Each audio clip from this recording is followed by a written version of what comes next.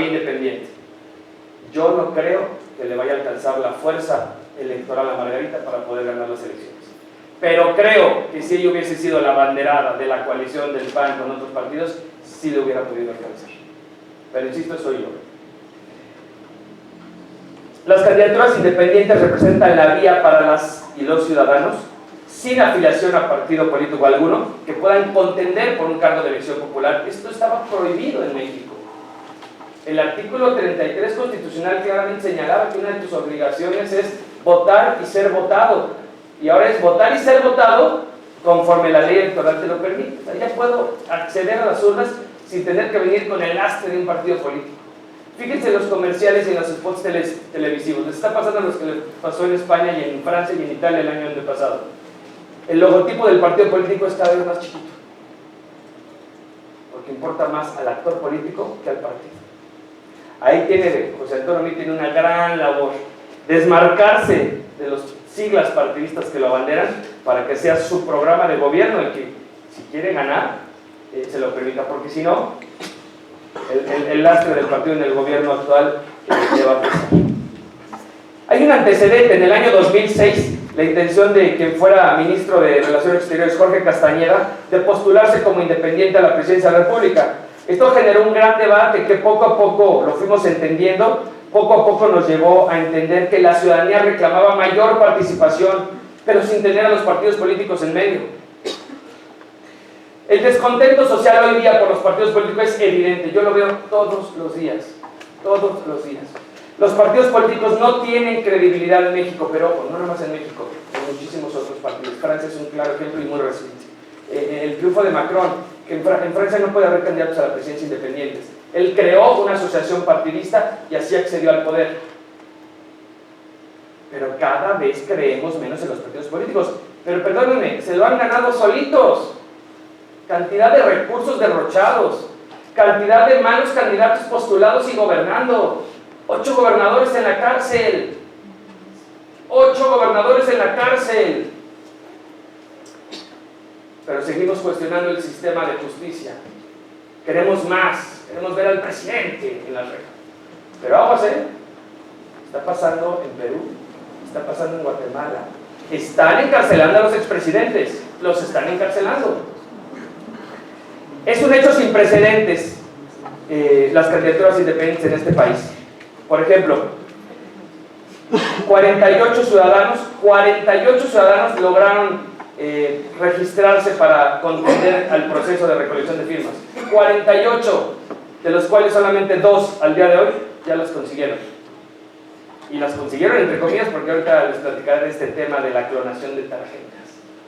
Pues no, que estaba muy blindado el INE. Pues ahora resulta que te venden el padrón electoral en Santo Domingo. Pero lo más grave es que hay aspirantes a diputados y senadores que lo van y lo compran para escanearlas y cumplir con el requisito. Es increíble. ¿Cuál es la novedad de todo esto? ¿Cuál es la novedad de los candidatos independientes? Pues que todos aquellos aspirantes deberán de recabar firmas mediante una aplicación electrónica que fue desarrollada por el propio INE, cuyos plazos originales de recolección de firmas tuvieron que ampliarse por las fallas del sistema. Los tiempos para recabar esas firmas son, para el presidente de la República, 127 días, para los senadores, 97 días que vencen mañana, y para los diputados, 67 días que ya concluyeron en diciembre. Es decir, los aspirantes a una candidatura presidencial deben recabar 866,000 firmas en 17 entidades del país. Pues de esos 48, solamente 2 han tenido esa capacidad. Entonces, ¿por qué le abriste la puerta a 48, INE? ¿Por qué no mejor delimitaste muy bien el proceso para que de verdad los que tienen posibilidad real compitan? Porque, ojo, de los impuestos que ustedes y yo pagamos, se paga la aplicación del INE, que no fue barata. Se paga todo el recurso que se le da a los aspirantes, de sus impuestos y de los míos. Según el INE, la aplicación hace más rápido el proceso, da mayor certeza sobre las firmas, se tiene que exhibir el original, ya no tienen que entregar un papel, en fin. Ojalá de verdad tuviéramos una aplicación para el ámbito constitucional. A mí se me ocurre una aplicación para recabar firmas para una iniciativa ciudadana, que hoy ya también es una realidad en México. Recordemos aquella famosa ley 3 de 3, ¿no? Que fue un tormento conjuntar en papel más de 600,000 firmas. Es increíble, pero hay un dato más increíble. ¿Saben cuántas firmas se necesitan hoy día conforme a la nueva ley de partidos políticos para conformar un partido político en México? 230,000 firmas. Es todo lo que necesito para crear mi partido político. Y me pides el triple para aspirar a una candidatura presidencial. Alguna de las dos leyes está mal. O le bajo el número de firmas o le subo la creación de un partido político. De verdad, solo en México es más sencillo formar un partido político que registrar mi candidatura a la presidencia. ¿Qué tan difícil es ser candidato independiente en México? Es dificilísimo. Se debe superar un número altísimo de firmas, de financiamiento, de legislación electoral diseñada, transitar por todo el país, porque sí, el exgobernador de Nuevo León tenía el 60% de sus firmas, pero solamente en Nuevo León, que me imagino que son todas las firmas del Poder Ejecutivo local, o firmas o te despido. Déjenme ser arriesgado en mi comentario. ¿Qué faltó? Pues que los legisladores crearan un sistema de fiscalización solo para los independientes, porque la ley equipara igual a los candidatos con partido que a los candidatos independientes, y no es cierto. No son iguales. Aquí tiene que aplicar la máxima de igual a los iguales y desigual a los desiguales, porque ya los candidatos independientes arrancan con una desventaja, un desgaste de 4 meses para conseguir firmas para estar en la boleta. Y una vez que lo consigan, ahora te subes a la boleta con las que ya traen todo el dinero de los partidos. No te doy el mismo dinero a ti, candidato independiente, que le doy al candidato de un partido. No son reglas equitativas. Y en todo sistema electoral las reglas tienen que ser de equidad, tiene que haber un piso parejo para todos. Pues en México todavía no es así, a pesar de que ya hay candidatos independientes. Las campañas electorales, que son el punto medular de un proceso electoral, históricamente en México es una práctica contemporánea. Al finalizar el siglo XIX, por ahí ya encontramos algunas, pero paulatinamente comenzaron a compenetrarse por ahí del siglo XX. Es decir, las campañas políticas se convirtieron con el paso del tiempo en una necesidad para los mexicanos. Con anterioridad solamente una pequeña élite era la que acudía a las urnas, ¿no? Incluso para aspirar a un puesto de elección popular, por ahí de 1850, 1840, te requería dinero. Dependiendo del dinero que tuvieras, podías acceder a un puesto de elección popular. Pero las cosas han cambiado. Un ejemplo que me gusta recordar, allá por 1876, Porfirio Díaz, quien rompiendo el orden legal, o sea, ojo, Porfirio Díaz rompiendo el orden legal que prevalecía aquí, que ese orden que trató de controlar en la época Juárez, al triunfo de la República, llegó al poder como resultado de una revuelta. Porfirio Díaz pierde 2 elecciones presidenciales, una con Juárez, la segunda con Lerdo de Tejada, y a la tercera dice, a la tercera, ¿dónde he escuchado eso? La tercera es la vencida. Hay un candidato que actualmente lo está diciendo. Bueno, pues remóntese a 1876, hace 141 años, 142 años, un candidato dijo, la tercera es la vencida, y como ya perdí 2, ahora la tomo por las armas, y así es como llega Porfirio a la presidencia. ¿Pero qué hizo inmediatamente? Convocó a elecciones presidenciales, legitimó su poder. ¿Saben quién también hizo eso? El difunto Hugo Chávez en Venezuela. Él llega al poder en Venezuela por las armas, y convoca elecciones y las gana. Y convoca una revocatoria de mandato y la gana. Qué manera de perturbar los sistemas de gobierno, los sistemas democráticos. Las campañas electorales, amigos míos, tienen un objetivo muy claro: informar a las y los electores de los planes de gobierno, la plataforma de campaña y sobre todo quiénes van a ser mis candidatos a un cargo de elección popular. En México las campañas electorales afortunadamente ya duran 90 días nada más. Anteriormente, ¿te acuerdas? 180 días de campaña, 6 meses de campaña presidencial en este país. Por eso los candidatos en 6 meses subían, bajaban de intención de voto. Afortunadamente con la reforma electoral podemos tener ya campañas compactas de 90 días, que están por empezar, porque ahora estamos en pre-campañas. Y ya para ir finalizando, un tema que seguro los tiene sin poder dormir: los debates presidenciales. Un tema que seguro, les reitero, los tiene muy inquietos, es el de los debates. Los debates en México han sido de verdad ejercicios desgastantes, poco productivos, con una rigidez tradicional que de verdad lesiona el dinamismo de lo que debe ser un debate y un foro abierto, ¿no? Nadie puede olvidar de verdad las causas de este malogrado diseño hasta ahora, ¿no? En el 2006, lo más recordado de una elección presidencial, de un debate presidencial, fue que no se presentó uno de sus candidatos, pero que 2 años después otra vez sigue siendo candidato. A ver si ahora sí se presenta. Y en el 2012, bueno, yo les digo, en el 2012 fue penoso, porque de lo que nos acordé, ¿qué nos acordamos del debate del 2012? De la elección. ¿En qué momento a Cuadri se le ocurrió voltear a ver a la EDECAN? Pues Dios se acuerda. Pero ¿cuál es la diferencia entre la EDECAN del 2012 con lo que estamos viendo ahorita, que la gente se acuerda del movimiento naranja por el na? Aguas, ¿dónde enfocamos nuestras baterías? El INE, en este proceso de reingeniería innovadora electoral, ha definido ya que se van a realizar 3 debates a la presidencia. El 22 de abril en la Ciudad de México, el 20 de mayo en Tijuana, Baja California, y el 12 de junio en Mérida. O sea, abarcar 3 polos en todo el territorio nacional. Entiendo que va a ser un formato como ahora los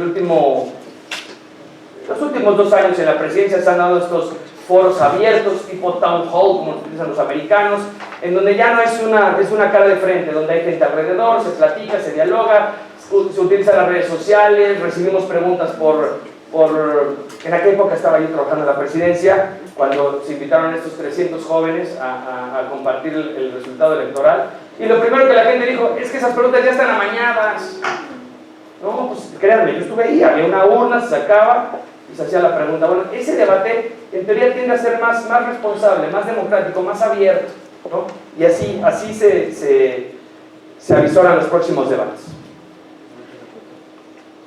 Aquí estamos, la gran mayoría de jóvenes mexicanos, algunos más, algunos menos jóvenes, pero sin duda un tema muy importante es cómo está distribuido hoy día la fuerza del padrón electoral en México.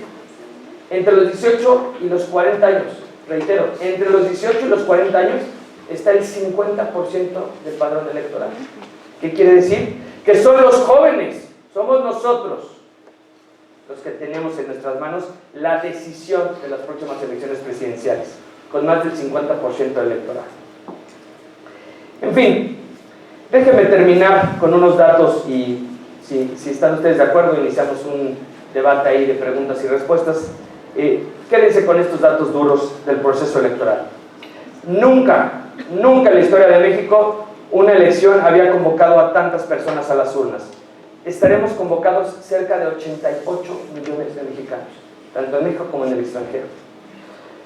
En esta elección presidencial podrán participar por primera vez cerca de 6 millones de jóvenes, menores o que en aquella época no tenían 18 años.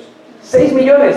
Ya quisiera una coalición tener esos 6 millones. Esas 6 millones podrían hacer la diferencia del triunfo electoral.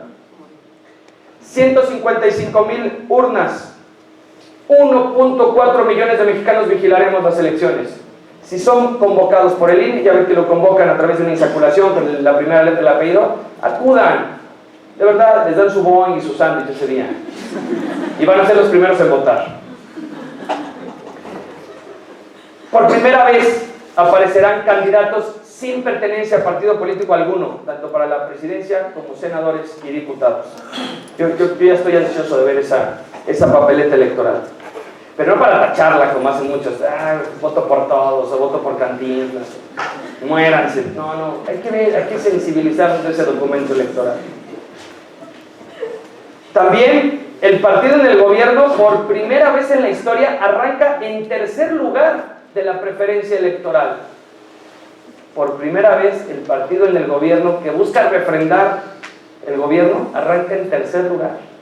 Pepe tiene una gran labor ahí, y no veo que despegue mucho, la verdad. Por primera vez habrán 3 coaliciones electorales contendiendo por la presidencia de la República. Nunca en la historia de México se había dado que un partido político que recién obtuvo su registro electoral, o sea, Morena, sea quien tenga la preferencia electoral al día de hoy para la presidencia de la República. Tampoco había sucedido que un número tan grande de entidades federativas, 30 de 32 entidades federativas en México van a tener elecciones, ya sea de carácter estatal o municipal. En fin, las elecciones para presidente de la República y 9 gobernadores serán precedidas por la mayor etapa de alternancia política en el país. 14 de las últimas 24 elecciones estatales han terminado en una alternancia en el poder. Cuidado, podemos enfrentarnos a que el próximo 1 de julio no gane el partido en el gobierno. Así como hace un año a mis alumnos les decía, porque también estaba en la presidencia en aquellos días de agosto, cuando el señor Trump nos visitó y generó todo un caos, bueno, al menos a mí me generó muchísimo trabajo. Hay que estar listos, porque yo les decía, Trump puede ganar la presidencia. Y miren, hoy está cumpliendo un año. Yo no me anticipo, yo afortunadamente soy apartidista, pero sí soy analista y sí conozco a casi todos los que están hoy día contendiendo a la presidencia. Hay que estar muy listos. Así de grande es el reto.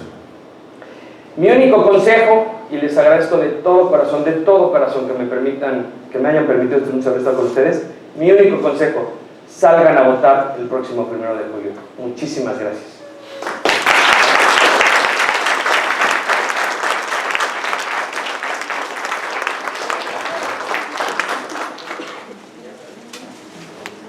Como les dije, ahora sí, preguntas, respuestas, inquietudes, quejas al 911, y hay una aplicación que pueden usar. Pero encantado de escucharles. Cualquier pregunta, estoy a su entera disposición. Mis alumnos están obligados a preguntar. Por favor, adelante. Hay una situación en México donde a todos los candidatos, o todos aquellos que son precandidatos, como bien dice, hay algo que nos marca a los anteriores, tanto presidentes como que están en el gobierno, que es la impunidad. Para muchos de ellos ha sido demostrar la impunidad. Sin embargo, yo tengo la idea de que, bueno, es una idea que yo tengo, de Pepe Mid es uno de los precandidatos que no se le ha encontrado nada. O sea, hablan del Fobaproa, de su papá, hablan de esto del gasolinazo. Yo trabajo en Pemex. Hablan del gasolinazo, hablan de muchas cosas, pero en realidad no le han encontrado nunca nada. Y desafortunadamente en México, o afortunadamente para ellos, el hecho de no tener o no demostrarles alguna impunidad es un punto o un voto a favor para ellos, porque es algo que no se les ha demostrado. Porque en México nosotros lo vivimos, nosotros como petrolero lo vivimos, cuando la gente estaba enojada por el gasolinazo, cerraban las gasolineras, atacaban a la gente de Pemex. Nosotros como petroleros no podemos traer ningún distintivo, ninguna credencial que nos acreditara que éramos de Pemex, aunque nos decían de cosas. Claro. Imagínate trabajando en la presidencia, lo que no escuché todos los días. Cuando nosotros primero no ponemos precios, primero no ponemos muchas cosas, sin embargo, al preguntar a la gente estaba en desacuerdo con la impunidad que había en México. Como comentaste, hay 8 exgobernadores o gobernadores que están en la cárcel porque había impunidad, había robo de dinero, y la gente era lo que estaba molesto y decía, es que no es posible que suban tanto el precio cuando hay tanta impunidad. Claro. Y acá en este caso, lo que yo percibí es que Pepe Mid, como tal, no le han encontrado nada de impunidad. ¿Es bueno eso para él? ¿Es una ventaja para él? Mira, gracias. Te hago unos comentarios. Yo te voy a dar mi punto de vista. Pepe Mid, y lo digo yo con toda responsabilidad, Pepe Mid fue la única opción que tuvo el presidente de la República. Si el señor presidente, por un lado, logró esta disciplina partidista al interior de su partido, por otro lado también aplicó el dedazo. Él dijo, yo quiero que seas tú. Seguramente hicieron la valoración, la oficina de Frank, el jefe de la oficina, Aurelio, Luis Videgaray, todos ellos, el grupo de asesores inmediato al presidente, seguramente hicieron la valoración y la medición de los aspirantes. Y te aseguro, ese documento ya no me tocó verlo, pero te aseguro que ninguno salía bien evaluado, ningún miembro priista del gabinete. Luego entonces la única carta, el único as, haz de cuenta que, no sé, se me ocurre que si en las cartas te dan un rey, lo único que puedes sacar es un as para vencerlo. Pues ese as es la carta del presidente. Pepe Mid, sin duda, uno de los servidores públicos con mayor trayectoria en este país. Sin embargo, ha pasado por carteras muy complicadas. Incluso una de ellas la repitió, la Secretaría de Hacienda. Comentaba que no lo acabo de ver arrancar en este primer mes porque sigue estando muy apretado. Apenas ayer Vanessa Rubio, su subsecretaria, gente de tu jefa, renunció. Es decir, en un mes está incorporando a su gente. Miquel, el candidato a la Ciudad de México, Miquel es compañero mío de la generación de la Náhuatl, de Derecho. Miquel sabe que no va a ganar, no tiene posibilidades reales de ganar, es un hecho. Sin embargo, al ser una de las piezas claves en el equipo de José Antonio Meade, le dice, ayúdame, que yo te ayudaré. Entonces, estas señales, que son realidades, no es invento mío, o sea, ahí están, nada más hay que saber entender las señales. Es el tema que creo que a Pepe le tiene, se tiene que sobreponer inmediatamente. Creo yo, si estuviera en su cuerpo de asesores, es, Pepe, marca una línea ya, saca todo el prismo de tu gente, al priismo que te está ayudando y quédate con tu gente de confianza, con la que has venido trabajando. Pero ya está Aurelio coordinando, ya está Miguel Ángel ahí, y ahora trajiste a José Antonio Lozano, al senador del PAN, expanista, a que te coordine en la Comisión Social. Creo que no le están ayudando al meterle gente del partido. Pero ojo, él le gusta, no es el candidato de un partido. Creo que en la medida que José Antonio se desmarque de eso y de repente, como el servidor público de experiencia que se dice ser, nos presente un programa claro de gobierno, ahí poder empezar a subir sus números. Porque, ojo, no ha bajado, pero tampoco ha subido en sus números. Igual que Andrés Manuel, no ha bajado, pero tampoco ha subido. Ahí es un tema que hay que observar. Espero haberte contestado. Muchas gracias. Hola, buenas tardes. Buenas tardes. Más que nada tengo una pregunta y una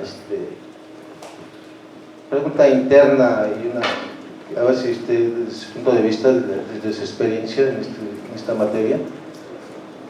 Tenemos una democracia carísima en este país para el tipo de país que tenemos. Hay demasiados partidos políticos que de todos no se hace uno, ahorita como estamos viendo, para que ahorita todavía haya candidatos independientes, entre comillas, como hace rato usted lo dijo, independientes, que por capricho se están manejando como independientes, ¿no? O sea, que sabemos que esta señora era hispanista, el otro señor pues priista más que nada, ¿no? Mi pregunta, ¿es necesario tanto? Tenemos un Instituto Nacional Electoral que, como usted dijo, está volviendo un elefante blanco por tanto dinero que maneja, por tantos también los sueldos que tiene, ¿no? Personal, ¿no? Que no nada más hay que hablar de los ministros, de los senadores, también hay que hablar de los titulares de este instituto, ¿no? Tanto dinero que tiene. ¿Es necesario todo esto? Gracias. Yo creo y siempre lo he creído que las democracias cuestan. Más allá del factor numérico, claro que nos ofende, más allá que no nos guste, nos ofende que se gasten 6,000 millones de pesos en los partidos. Denles 1,000. Pero las reglas del juego están realizadas a manera de que el que más votos haya tenido en la última elección, pues más dinero te doy. Las democracias cuestan. Afortunadamente a los mexicanos nos cuestan dinero y no nos cuestan sangre. Ese sería mi punto de vista. Que creo que se puede reducir el número de legisladores, sí, no todos. Los plurinominales son necesarios, es ese equilibrio de fuerzas de poder al interior de las cámaras. Que podemos migrar paulatinamente de un sistema de financiamiento público a financiamiento semi-privado, sí, también estoy de acuerdo. Que tenemos que obligar a los candidatos y a los partidos a verdaderamente salir a buscar el financiamiento a las casas, también lo creo. Es un modelo que en los Estados Unidos funciona. Pero la voluntad política no nos lleva todavía a ese tema. Es como si platicáramos del tema de la segunda vuelta electoral. No hay voluntad política. No ha habido gobierno en los últimos 18 o 24 años en este país que verdaderamente tenga ese sentimiento que comparto contigo. Que es cara, sí, pero hay que definir qué tan cara es. Yo prefiero que nos cueste dinero que nos cueste sangre, como pasó muchas veces hace muchos años. Gracias. ¿Alguna otra pregunta, compañeros?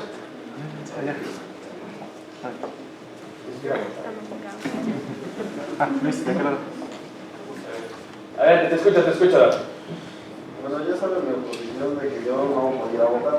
Así es, alumno mío. Realmente, o desafortunadamente, yo siento que el proceso electoral que tenemos, aunque se ve muy bonito así como me lo platicó y todo, al final sabemos de antemano que la gente ya pasa por dedazo. Si realmente nuestras leyes, como la Constitución, como lo que comentábamos en clases antepasadas, no tiene esos candados que realmente ejerzan o obliguen a nuestros gobernantes, presidentes y todos ellos a rendirnos cuentas como tal, y si no sirven, que sean revocados sus mandatos. Correcto. Creo que esto, desde entrada, desde ahí, siempre hasta que eso o se implemente en la Constitución, va a seguir pasando. O sea, son millones de pesos los que los que pagamos impuestos, nos quitan, nos cuestan, mantenemos, y el país va, creo que cada día más en decadencia. Mi punto, le vuelvo a repetir, yo no voy a ir a votar, no sé la demás gente, pero creo que un simple voto no marca la diferencia. ¿Por qué? Porque de antemano sabemos que se mueven muchos intereses políticos, sociales, y creo que ya sabemos quién va a quedar por ahí. Usted lo argumentó hace rato, ¿se acuerdan de mí cuando Osorio Chong quede como senador? Esto. Yo creo que pues, no hay que hacernos de una visión de estas elecciones van a marcar la diferencia.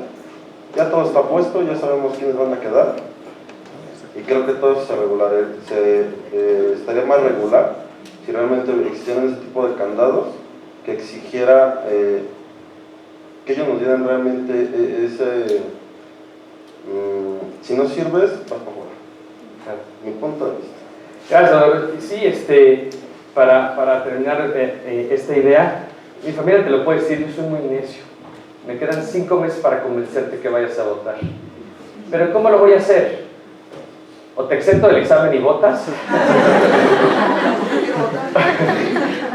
o voy a intentar, y eso sí ten la certeza, que voy a intentar darte argumentos de apasionarte como a mí me apasiona este tema, de que es nuestro deber. Y ayer lo comentábamos, más que es mi deber, también es mi obligación. Porque si todos pensáramos así, pues entonces estoy dejando a una minoría tomar una decisión. Y también, si algo a mí nunca me ha gustado es que decidan por mí. Por eso es que yo, desde que puedo, hace ya algunas elecciones, siempre acudo a votar, porque es un sentimiento de orgullo. Entonces tengo 5 meses para transmitirte ese amor por salir a votar. A ver qué pasa. Gracias. Por favor. Buenas tardes, mi nombre es Álvaro García. Tengo una inquietud, aquí hablamos de que somos 88 millones de mexicanos en las urnas y 6 millones de jóvenes que ya realmente no creemos, ¿no?, en los partidos, no creemos en los spots, siempre nos manejan que la familia y todo eso, y al final de cuentas obtienen el poder y no hacen nada de lo que proponen.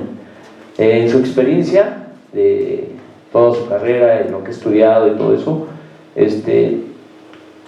lo vuelvo a repetir, como ya no creemos, ¿qué nos sugiere usted como está tan empapado dentro de este proceso electoral?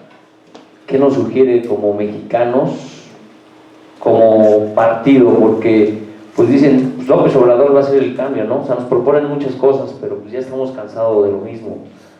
Y bueno, ¿qué nos sugiere o qué nos aconseja como partido que viene bien? O sea, sabemos que cuando están arriba pues ya cambia todo, pero pues, ¿quién realmente trae buenos propósitos para México?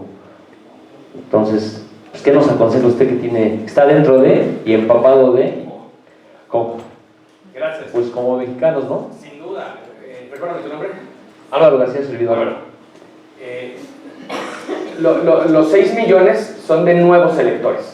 O sea, son 6 millones de nuevos jóvenes, es decir, 6 millones de mexicanos que apenas cumplieron los 18 y van a poder votar, ¿no? Habrá algunos de 19, 20 que ya lo hayan hecho por varias razones. Afortunadamente ahorita ya estoy un poquito más afuera. Pero si no es un tema, yo te contesto con algo que es muy simple. Tenemos que ver el sentido cívico a esta situación. Es decir, no podemos dejar pasar lo que nos está sucediendo. Es una realidad que estamos en un proceso electoral de dimensiones todavía irreconocibles, que vamos a vivir elementos de este proceso inéditos. A mí que me anima de verdad este proceso, de verdad, la reelección legislativa es algo que durante años peleé, de verdad, si no me equivoco, en aquella primera tesis de la licenciatura, ya por el año 99 en la NAU del Norte, mi tesis fue sobre la revolución popular y propuse la reelección legislativa y se rieron mis sinodales en el examen final. Se rieron de mí cuando también propuse que ampliaran el periodo legislativo, porque trabajaban nada más 100 días de 300, nuestros diputados pues, se cansan, yo no sé qué les pasa. Y esa reforma se dio apenas hace 6 años, en donde ya ampliaron los periodos. estos ejemplos te los comento, porque creo que ahí está la solución. En la medida que nosotros como ciudadanos, de verdad, alcemos nuestra voz por los canales adecuados, no cerrando calles, no lastimando el derecho de un tercero, no manifestándose afuera, usando foros como este, asentando y dejando huella, dejando un legado de nuestras palabras, escribiendo artículos, subiendo hoy día con la tecnología blogs con contenido, incitando a la madurez política, es decir, involucrándonos, no nada más el día de la elección, sino involucrarnos en todo esto que arrancó en septiembre. Tú le preguntas a la gente y dices, ¿a poco ya estamos aquí? Va a haber elecciones, te dicen, pero no conocen. Entonces va un poco de varias cosas. El compromiso ciudadano que debemos de tener por naturaleza, somos mexicanos y además es un orgullo ser mexicano, no hay mayor orgullo más que ser mexicano.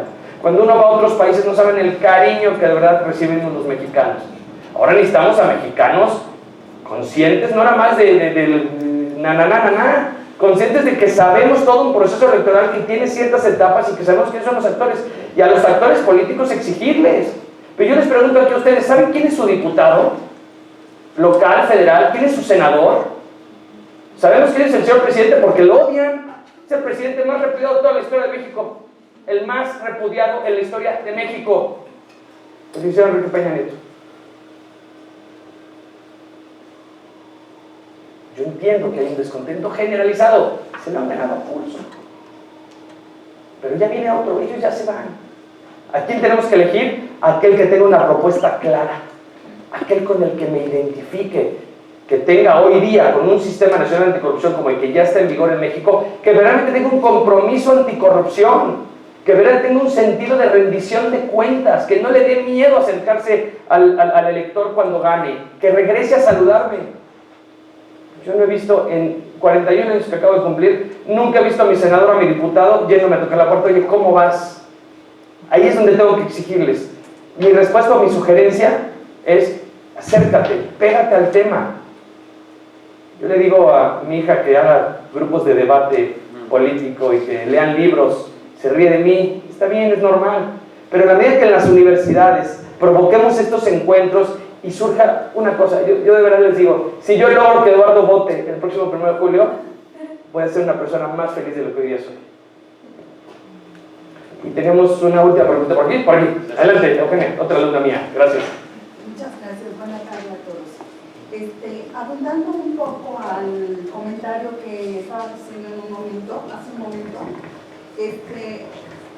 me queda claro que tenemos diputados y senadores que son nuestros representantes, que como tú lo acabas de mencionar hace un momento, así está nuestro país, así son nuestros representantes y todo. Pero mi pregunta es, ¿se les puede obligar a que cumplan con su obligación, con su trabajo? Porque es indignante para los mexicanos ver que nuestros senadores se están durmiendo. Es muy indignante. Entonces, ¿se puede hacer un reglamento como para o trabajas y cumples con tu obligación o te vas? Gracias, Vera. La respuesta es no. Lamentablemente no. Como tú sabes, una parte fundamental del proceso legislativo, que veremos en su momento en clases, es que son los diputados junto con los senadores los únicos facultados para aprobar leyes en este país. ¿Tú crees que en algún momento los diputados van a pisarse el pie? No. Tú sabes también que los diputados son los únicos facultados para aprobar el presupuesto anual. ¿Tú crees que se van a bajar el sueldo? No. ¿Qué podemos hacer? ¿Qué podemos hacer? Hoy día aprovechar los beneficios de la reforma político-electoral del 2014. La iniciativa ciudadana hoy es una realidad. Yo los ayudo. Juntemos 230,000 firmas y presentemos en el Congreso una iniciativa que estén obligados a debatir. Entonces no te puedo decir apruébala, pero sí te puedo decir debátela. Y si no, pedirle al presidente de la República que en uso de las facultades que tiene para una iniciativa preferente cada periodo legislativo que inicia, mande como iniciativa preferente al legislativo una reforma en donde profesionalices el servicio parlamentario. Y dos, ¿por qué no ya hablar de una figura democrática como la revocación del mandato? No queremos. La tiene Venezuela y México no tenemos revocatoria de mandato. Pues ¿cuándo te voy a sacar del puesto? Ustedes piensen, y con esto termino esta pregunta. Si en México existiese la revocatoria de mandato, ¿el presidente Peña seguiría siendo presidente? No. ¿Algún senador por ahí seguiría siendo senador? Romero de Champs, el líder sindical, con todo respeto, lo conozco y lo aprecio muchísimo, ¿seguiría teniendo fuero después de 27 años que tiene fuero? Pues esta es la respuesta. Y al final, muchas gracias. Gracias por su tiempo, además, muy mal. Estaba leyendo ayer en El Economista y que hay posibilidad de que Rusia interfiera en las elecciones. Sí. Dos cosas. Dice que va a apoyar a Andrés Manuel. Ok, ¿eso se puede y en qué beneficiaría o en qué lo apoyaría? Sí, curiosamente también leí la nota y en la noche mi mujer se enojó porque me dice, todo el día escuchas noticias, pero ya salte de eso, ya estás en otro lado. Yo no puedo. Hay rumores, se está juntando alguna evidencia de que el gobierno ruso, en este afán de ser este contrapoder contra los americanos, está apoyando al candidato de esta coalición de Morena, Partido del Trabajo y Encuentro Social. México es soberano. Ningún extranjero puede venirme a decir cómo involucrarse.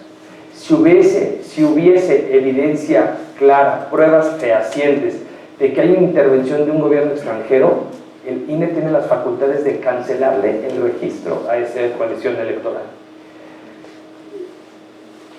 Andrés Manuel ayer lo escuchaba también desde Veracruz, mofándose y diciéndose, bueno, ahora soy Andrés Manuelo. Porque él dice, pues que es falso, pero que si quieren creer que él recibe plata de los rusos, que lo crean. A mí se me hace que es más un juego mediático en tono burlón. Creo que no lo necesita, ¿sabes? Creo que Andrés Manuel lo que ahorita necesita es tener mucha claridad en qué va a proyectar. Es su tercera elección presidencial. Es la última, según él. Como también en su momento no es nuevo, Cuauhtémoc Cárdenas fue 3 veces candidato a la presidencia. Primero por el Frente Cardenista de Reconstrucción Nacional y 2 veces por el PRD. No es nada nuevo. La izquierda en México, en los últimos 36 años, ha tenido solamente 2 candidatos a la presidencia, ¿eh? Acuérdense de eso.